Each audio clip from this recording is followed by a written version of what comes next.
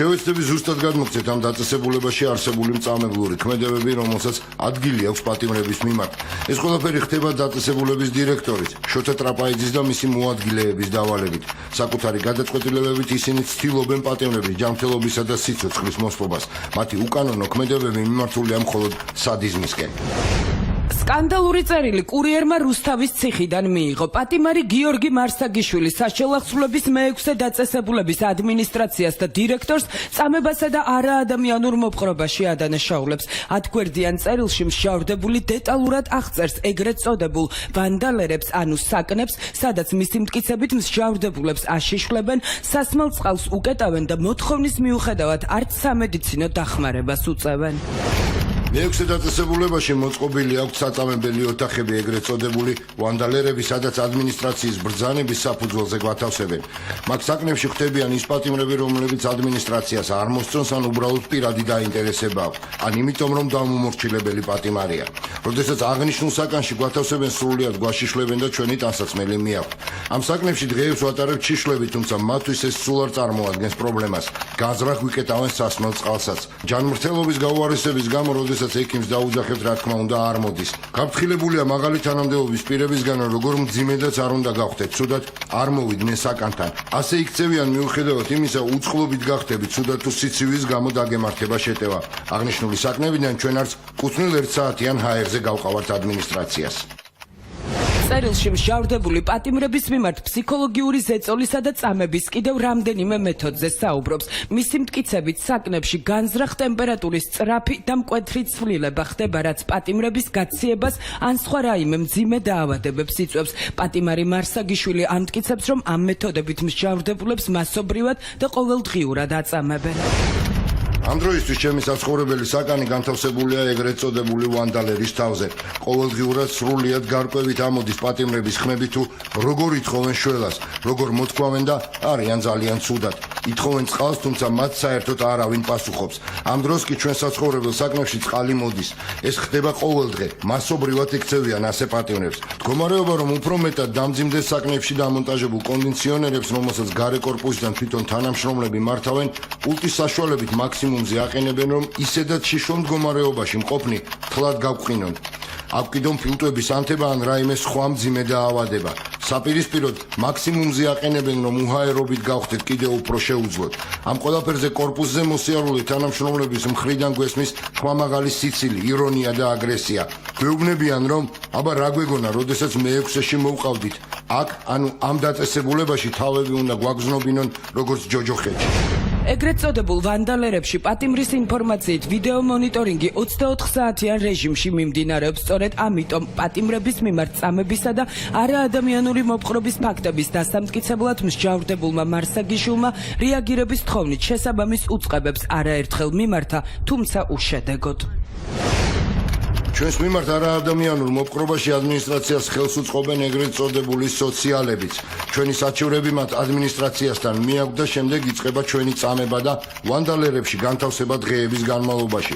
მე არაერთხელ მიმართა გენერალურ ინსპექციას, პარლამენტში შესაბამის კომიტეტსაც კი, რომ მოეხდინათ ამ საკნებზე კონტროლი და ჩაეტარებინათ მოკვლევა. მხოლოდ კამერების ჩანაწერების გადამოწმება იყო საჭირო და ყველაფერი ნათელი გახდებოდა, თუმცა რეაგირება ჩვენს მოთხოვნაზე არასოდეს მომხდარა. მიზეზი ჩემთვის სრულიად ნათელია. სულ არ ანახვლევთ, რამდენი პატიმრის სიცოცხლე მოისპობა აქ თუ სხვა დაწესებულებებში. დაწესებულების დირექტორი შოთა ტრაპაიძე არის ბიძინა ივანიშვილის სოლის ნათესავი და როგორც აქ ამბობენ, ეს ნათესაობა უმაგრებს ზურგს, ალბათ სრულიად მარტივად რამდენი პატიმარიც უნდა იმდენი აწამოს და სიცოცხლეს გამოასალმოს. მე ეს ყველაფერი ასევე აქაური თანამშრომლისგანაც ვიცი. პატიმრების უფლებების დარღვევის შესახებ საუბრობენ მსჯავრდებულის ადვოკატებიც. მათი განცხადებით, პატიმრების მოთხოვნებს ადმინისტრაცია იგნორირებას უკეთებს და ინფორმაციის ციხიდან გამოტანას სოციალურ მუშაკებს უკრძალავს. იურისტები ნომერ მე-6 საშელახსრულების დაწესებულებაში ეგრეთ წოდებული ვანდალერების საკნების არსებობასაც ადასტურებენ და განმარტავენ, რომ პატიმრების მიმართ არაადამიანური მოპყრობისთვის ადმინისტრაცია ეგრეთ წოდებულ დეესკალაციის საკნებს იყენებს. იყენებენ იმ კუთხით, რომ მას პატიმრებს, ვინც დეესკალაციის ოთახში შეყავთ, არ თმევენ ტანსაცმელს, არ აწვდიან წყალს, ასევე თავენ კონდიცირებას. აუცილებელი ესე ვთქვით პროცედურასავით იქცა ეს, თუმცა არ არის ეს აუცილებელი კანონის თანახმად. უბრალოდ მას ჩვეულებრივ შემთხვევაში ნივთებს არ თმევენ, რომ თვით დაზიანება არ მიიყენოს პირმა. ამ შემთხვევაში ტანსაცმლის წართმევა და სიცივეში მათი ჩაყენება არის არადამიანური მოპყრობა. გამოძიება დაწყებულია როგორც მერვე დაწესებულების, ასე თქვა, დირექტორის მოადგილის მოდებაძის წინააღმდეგ, ასევე დაწყებულია როგორც ჩემი ინფორმაციით ცნობილი არის, დაწყებული არის ამ შემთხვევასთან დაკავშირებითაც. ამიტომ ჩვენ კიდევ ერთხელ მოუწოდოთ პროკურატურას, რომ გამოძიება წაწიოს წინ, აწარმოოს ყოველმხრივ სრული და ობიექტური გამოძიება და დაისაჯონ რეალური დამნაშავეები. რუსთავის ნომერ მე-6 დაწესებულებაში შექმნილ ვითარებას მსჯავრდებულ გიორგი მარსაგიშვილის მიმართვის საფუძველზე უკვე სწავლობს სახალხო დამცველის აპარატი. ამ მიმართულებით გაგზავნილი გვაქვს არაერთი წერილი შესაბამის უწყებებში. ამ ეტაპზე განხილვის შედეგებს ვერ მოგახსენებთ სამწუხაროდ, ვინაიდან დასრულებული არ არის საქმის წარმოება და ვაგრძელებთ ესე ვთქვათ კომუნიკაციას როგორც სახელმწიფო უწყებებთან, ასევე პატიმართან. ხდება თუ არა პატიმრების წამება და არაადამიანური მოპყრობა საკნებში დასკვნას სავარაუდოდ სახალხო დამცველი უახლოეს მომავალში დადებს. სპეციალური პენიტენციალური სამსახური კი, რომელიც მინისტრ თია წულუკიანს ექვემდებარება, პატიმრის ბრალდებებს უარყოფს.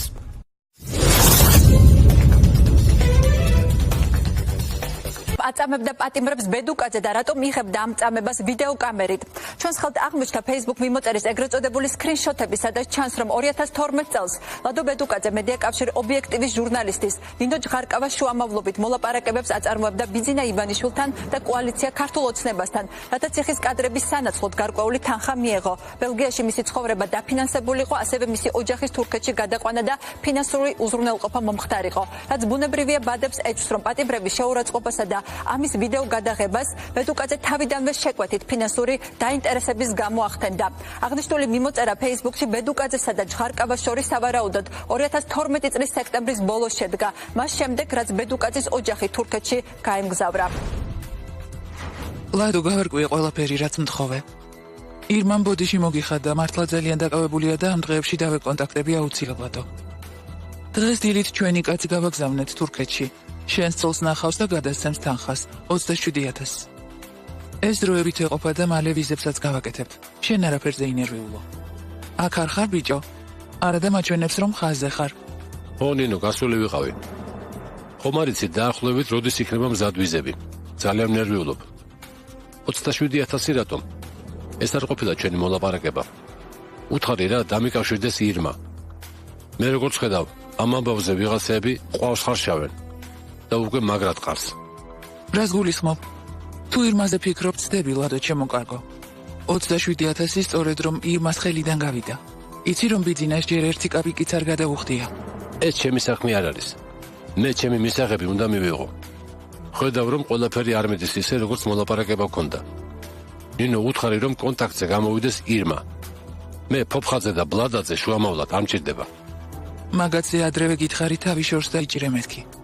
ასეც გავაკეთებ. ზედმეტი ხალხი არ მჭირდება. ისინი ამ საქმიდან კაპიკს ვერ მიიღებენ. დარმოვი ფული მოუნდათ ბიჭებს. ირმამ რაც უნდა ის გადაუხატოს თავისი შოტიდან.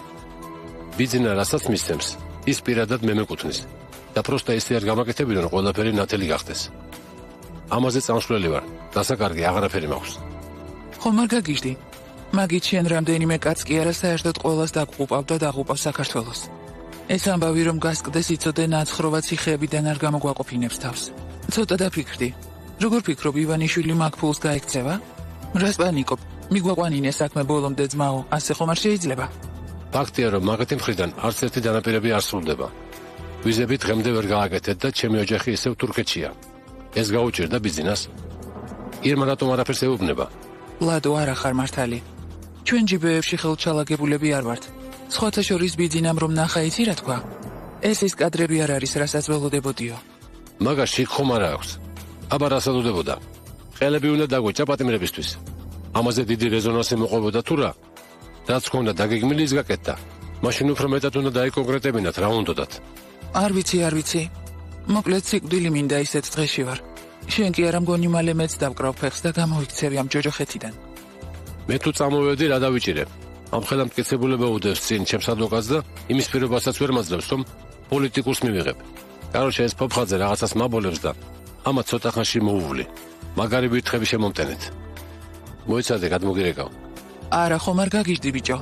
სად გადმორეკავ? ყველაფერი ისმინება. ისე იქცევი თითქოს დიდი ხანია ცხოვრობდე ბელგიაში. Skype-ზე გეუბნები. ტელეფონზე რას გეტყვი, ბავშვი ვარ? 15 წუთში გადმორეკე მაშინ. კარგი. ამ მიმოწერის სინამდვილის გადასამოწმებლად ჩვენ ნინო ჯღარკავას დაუკავშირდით, რომელიც ახლა საქართველოს ნავთობისა და გაზის კორპორაციის საზოგადოებასთან ურთიერთობის სამსახურის უფროსია. ჯღარკავა ჩვენთან ინტერვიუს კატეგორიულად არ დათანხმდა. მოგვიანებით კი თავის Facebook გვერდზე დაწერა, რომ ის არ იყო ვალდებული ჩვენთვის ინტერვიუ მოეცა. თელმა საქართველოს ისედაც იცოდა, რომ ბედუკაძის ოჯახს ეხმარებოდა და თუ რუსთავი ორი ჟურნალისტი კიდევ დაურეკავდა, მას ძალადობაში დაადანაშაულებდა. ბედუკაძეს რომ ივანიშვილისგან დიდი თანხის მიღების იმედი ჰქონდა, ამაზე მიუთითებს ციხის კადრების გამოქვეყნების შემდეგ მასთან და მედია კავშირ ობიექტივს შორის დაწყებული დაპირისპირებაც. ბედუკაძეს ეჭვი გაუჩნდა, რომ ირმა ინაშვილმა მის მიერ გადაღებული კადრები ქართულ ოცნებას სარფიანად მიჰყიდა, ხოლო მიღებული თანხა მას სათანადოდ არ გაუნაწილა. თუ ეს კადრები გაიყიდა, რატო იმ ხალხმა არ გამოამზეურა ეს კადრები მიციხდა? როცა ჟურნალისტის ხელში ვარდება ასეთი მასალა, თქვენ ჩაიხედეთ თქვენ გულში ჩემო კოლეგებმა და თქვით, ეს არის შეუფასებელი მასალა, ის არის არც 2 მილიონი, არც 5 და არც 12, რაც ესმეს ის ურაფასად გოხდა ამ კადრების დაგიგვა. თქვენ ვარაუდობთ, რომ ვიდეო მასალები სოლიდურ თანხად არის გაყიდული. კი ბატონო, ვარაუდობთ. რაზე დაყრდნობით? თავშევიდოთ ამ შეკითხვისგან, რომ ყველაფერი თქმა ამ ეტაპზე. როგორ მომეწვიოს, როგორ მოახერხა თუ არ მოუღია სოლიდური თანხა. ან საიდან გაჩნდა მათ ანგარიშებზე სოლიდური თანხა, ის ეჭვს მე მაქვს. და ეჭვის საფუძველი რაღაც აშკარაა. საიდან მოახერხა მაშინ? თუმცა დღეს ბედუკაძე ივანიშვილზე განაწყენებული წესით არ უნდა იყოს. ყოფილმა პრემიერ-მინისტრმა ის ახლა იმ ფილმზე დაასაქმა, რომელსაც მისი შეკვეთით წინა ხელისუფლებაზე გოგა ხაინდრავა იღებს. ბედუკაძე ამ ფილმის მთავარი კონსულტანტია. სწორედ ის, ფარულავა და ხაინდრავა ფიგურირებენ რამდენიმე კვირის წინ კრემლის პროპაგანდისტული სატელევიზიო არხის Россия 24-ის მიერ მომზადებულ ვრცელ сюжетში. В компании опальных киношников нашлось место и для Бедукадзе. Здесь он в качестве главного эксперта по правдоподобности. Все, что касается тюрьмы, содержания заключенных, диалоги работников тюрьмы. Я подсказывал специфику речи. Специалисты уточняют у меня много деталей. В сериале будет и герой, написанный с ладу. Правда, так же, как и в жизни, в его сюжетной линии пока не прописан финал. Все эти годы Борис Парулава оставался в тени своего старшего коллеги Бедукадзе. У него такая же была мотивация, как и у меня, обнажить всю правду. Пенсионер Георгий Хаиндрава прослушал десятки часов свидетельств бывших политзаключенных. კიდევ ერთი საინტერესო დეტალი ბედუკაძეზე. მას 2013 წელს მოსკოვში რუსეთის ხელისუფლებასთან დაახლოებულმა ბიზნესმენმა ვლადიმერ ხომერიკმა სპეციალური ჯილდო გადასცა სიმამაცისა და მედიაში მომხდარი გარღვევისთვის. მოკლედ რომ თქვა, ჩვენს მიერ ჩამოთვლილი ფაქტებისა და საეჭვო გარემოებების ანალიზი ცხადყოფს, რომ ბედუკაძე თავად იყო როგორც ორგანიზატორი, ისე გადამღები პატიმართა ცემისა და წამების კადრების, რამაც 2012 წელს საზოგადოება აღაშფოთა. ჩვენს მიერ ნაჩვენებ ვიდეო მასალაში ნათლად ჩანს, რომ თავის თანამზრახვალ ბორის ფარულავასთან ერთად ის აწამებდა, სცემდა და დასცინოდა პატიმრებს, მათ შორის ფსიქიკური პრობლემების მქონე ადამიანებს კადრების გადასაღებად. ხოლო ის, რომ ბედუკაძე მთლიანად გათავისუფლდა სისხლის სამართლის პასუხისგებლობისგან, ხოლო მისი თანამზრახვალ ფარულავას მხოლოდ 9 თვიანი პატიმრობა შეეფარდა, ნათლად მიუთითებს ქართული ოცნების ხელისუფლებასა და ბედუკაძეს შორის დადებულ გარიგებაზე. თუმცა აქვე გვინდა ხაზგასმით აღვნიშნოთ, რომ კარანტინის დაშლის კადრები, რითაც სასჯელ აღსრულების სისტემის მაღალჩინოსნები იყვნენ ხილებულნი, რეალურად აჩვენებს წინა ხელისუფლების დროს ციხეებში არსებულ სისტემურ პრობლემებსა და დანაშაულს. ამასვე ადასტურებს თუნდაც ის ფაქტი, რომ ბედუკაძესა და მის თანამზრახველებს პატიმართა წამებისა და ასეთი შემზარავი კადრების ვიდეო გადაღების შესაძლებლობა ჰქონდათ. ახლა იმის შესახებ, თუ რა კავშირი არსებობს ციხის კადრებსა და ეროსი კიწმარიშვილს შორის. ნინო ჯღარკავასა და ლადო ბედუკაძის Facebook მიმოწერის ამსახველი ფოტოები ჟურნალისტ ლაშა ბერულავას ანონიმურმა წყარომ მიაწოდა. ამ წყაროს ინფორმაციით ეროსი კიწმარიშვილს დაქირავებული ყავდა ჰაკერი, რომელმაც მისთვის ციხის კადრებთან დაკავშირებული მასალები მოიპოვა და ეს Facebook მიმოწერა ამ მასალების მხოლოდ ერთი მცირე ნაწილი იყო. ეს იყო ერთ-ერთი მიმოწერა, შარშანდელი დაახლოებით 1 წელია მას შემდეგ გასული ინფორმაცია ეხებოდა ციხის კადრებს და ამ ეგრეთ წოდებული ციხის კადრების მთავარ მოქმედების ლადო ბედუკადეს ნახსენები იყო ასევე ეროსი კიტმარიშვილის სახელით, რამაც თავისთავად ცხადია ამ მიმოწერის მნიშვნელობა, ასე ვთქვათ, გაამძაფრა. წერდა ერთ-ერთი პიროვნება, რომელიც წარმომიდგა როგორც ქალი. ის ამბობდა, რომ მისი მეგობარი მამაკაცი გარდაიცვალა ცოტა ხნის წინ. ისინი ცხოვრობდნენ უცხოეთის ერთ-ერთ ქვეყანაში და ამის შემდეგ, მისი გარდაცვალების შემდეგ, ეს ქალი დაინტერესდა პირადი ნივთებით, ასე ვთქვათ, ამ მამაკაცის და იპოვა მეხსიერების ბარათი, ეგრეთ წოდებული ფლეშკა, სადაც აღმოაჩინა, რომ არის ძალიან ბევრი მიმოწერა. ოღონდ ეს მიმოწერა არის სპეციფიკური შინაარსის, აქ საუბარია იმაზე, რომ ეს მამაკაცი ვიღაცის დავალებით და როგორც ამ ხალმა თქვა, ეროსი კიტმარიშვილის დავალებით, სხვადასხვა ცნობილი ადამიანების Facebook-ის მიმოწერაში აღწევდა და სკრინავდა მიმოწერას.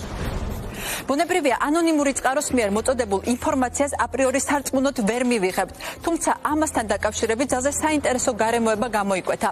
საქმე ეროსი კიწმარიშვილის პირად კომპიუტერს ეხება, რომლითაც გამოძიება კიწმარიშვილის გარდაცვალების დღესვე დაინტერესდა და მისი წაღება იმავე დღეს უნდოდა. პროკურატურამ კომპიუტერი კიწმარიშვილის დასაფლავების შემდეგ რამდენიმე დღეში წაიღო, თუმცა ეროსი კიწმარიშვილის ძმის ზურა კიწმარიშვილის არაერთი მოთხოვნის მიუხედავად ის 6 თვის განმავლობაში ოფიციალურად მისი თანდასწრებით არ გაუხსნიათ. თავდაპირველად ჩვენ შეთანხმებული ვიყავით, რომ უჩვენოდ არ მოხდებოდა ამ კომპიუტერებისში არსებული მასალის ამოღება და განხილვა, ასე ვთქვათ. თუმცა ვადასტურებ ასევე, რომ ეს ყველაფერი უნდა მოხდარიყო საკმაოდ სწრაფად. იმ ივლისშივე შეიძლებოდა ეს გაკეთებულიყო, თუმცა გამოძიებამ ამის აუცილებლობა არ დააყენა და შემიძლია გითხრათ, რომ რამდენიმე თვის თავზე ჩვენი უშუალო მოთხოვნით და შემიძლია ვთქვა, რომ კატეგორიული მოთხოვნითაც, ხოლო ამის შემდეგ მოხდა ამ ინფორმაციის შემოწმება და კომპიუტერებიდან ამოღება და განხილვა ჩემთან ერთად.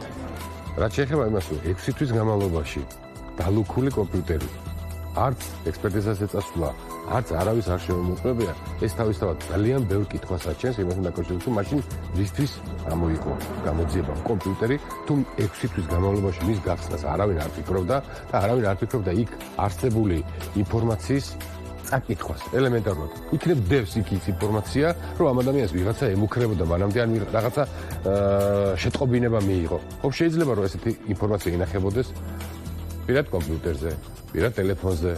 მაშინ კითხვა ჩდება, რისთვის იქნა ამოღებული და რისთვის წაიღეს. არ არის გამორიცხული, იქ ჰაკერული მანიპულაციების ჩატარება და ყველა საჭირო ინფორმაციის წაშლა ან თვითონ კომპიუტერის დაუბრუნება. თქვენ მოგეცათ საშუალება გენახათ ის ინფორმაცია, რაც ინახებოდა ამ კომპიუტერებში. რამე მოხდა ისეთი, რისი თქვათ, რაც ეჭვს გიჩენთ?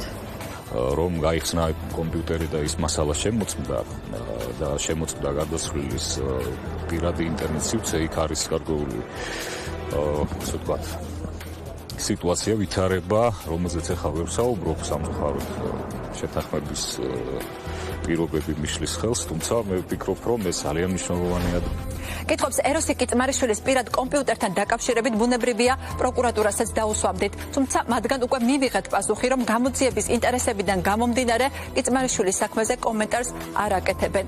კიდევ ერთი დეტალი, რომელიც საეჭვო გარემოებების კონტექსტში ეწერება. ყველასათვის ცნობილია, რომ ეროსი კიწმარიშვილი გარდაცვალებამდე ცოტა ხნით ადრე ინტენსიურ მოლაპარაკებებს აწარმოებდა რუსთავი 2-თან საგამოძიებო პროგრამის 60 წუთის განახლებასთან დაკავშირებით. ბოლო მიმოწერა ამ თემაზე მას რუსთავი 2-ის დირექტორის მოადგილესთან დუდუ კურდღელიასთან სიკვდილამდე 1 დღით ადრე 14 ივლისს ჰქონდა. ლაპარაკები ზუსტად 14 ივლისს, ანუ სიკვდილამდე 1 დღით ადრე. მან მითხრა, რომ უამრავი იდეა აქვს და რატო უამრავი რამ ხდება ქვეყანაში და ეხლა მაინც რატო არ აკეთებთ საგამოძიებო სახის რაიმე გადაცემას და ზუსტად ეს მითხრა რომ ზღვა მასალა არის და მე მაქვს ამის შესაძლებლობა რომ მსგავსი პროექტი გავაკეთო და მეო მაქვს ყველანაირი საშუალებებიო ამისი რომ ჩემი რესურსით გავაკეთო და ის კი არა საპილოტე ვერსიას გავაკეთებო მოგიტანთ გაჩვენებ დასწრების გაკეთება ახლა თქვენთვის მოგვინდია ეს იყო გადაცემა განსხვავებული აქცენტები ჩვენ ბოლომდე ვიბრძოლებთ იმისათვის რომ ეს განსხვავებული აქცენტების ბოლო რამოდენიმე კვირის წინ მეგობრებო გენერალ გოგი თათოხაშვილის შვილი შალვა თათოხაშვილი გაიტაცეს აწამეს და შემდეგ მოკლეს სასურველი ჩვენების მიღების მიზნით მე მინდა ერთი რაღაცა ვთქვა იმ ხელისუფლებამ რომელმაც 9 თვის რაფალიანცი გაიმეტა იმის გულისთვის რომ ხელისუფლებაში მოსულიყო მე ასეთი ხელისუფლებიდან არაფერი არ მიგვირს მე მინდა ერთი რაღაცა ვთქვა და თქვენ მოგიწოდეთ გამოფხიზდით სანამ თითოეულ თქვენგანს იგივე სიტუაცია არ დაგემართება და იგივე მდგომარეობაში არ აღმოჩნდებით როგორშითაც აღმოჩნდა ეს პიროვნება შალვა თათოხაშვილი და მისი ოჯახის წევრები გთხოვთ გაახილეთ ფართეთ თვალები და დაინახეთ ყველაფერი რაც დასანახია